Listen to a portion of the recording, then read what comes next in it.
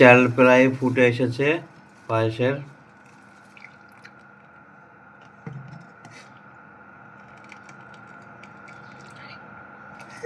আর একটু ফুটবে, আর একটু ফোটার পরে আমরা গুড় দিয়ে দেব, রাজশাহীর বিখ্যাত খেজুরের গুড়।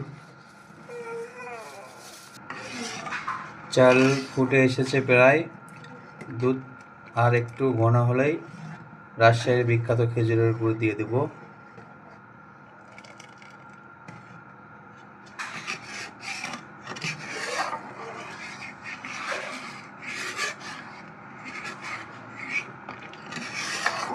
হয়ে গেছে প্রায়, আর একটু সময় লাগবে।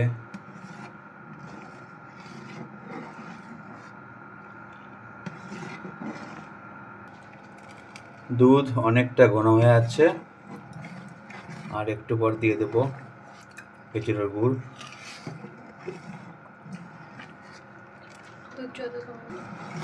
দুধ যত ঘন হবে পায়েস তত সুস্বাদু হবে।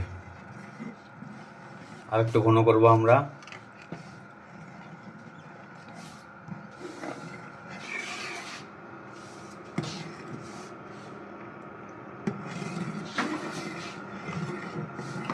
অনেক সুন্দর, অনেক সুস্বাদু খাবার হবে। আর একটু সময় পর গুড় দেব, আর একটু দুধ ঘন করে নেব।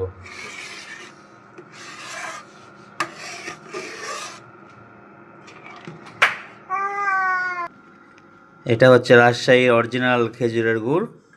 এই গুড় আমরা পায়েসের ভিতর দেবো একটু পর।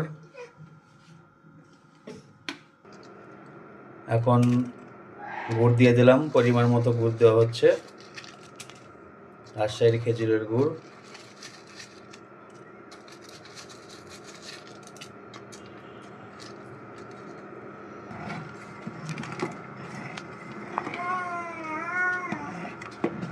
আস্তে আস্তে কালার হয়ে আসতেছে, গরুর গুড় পায়েস কালার হয়ে আসতেছে।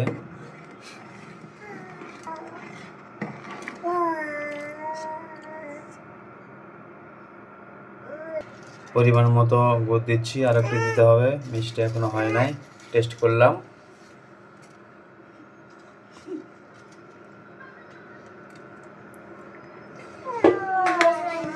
এখন চামিচ দিয়ে নাড়াচাড়া করে দেবো একটু।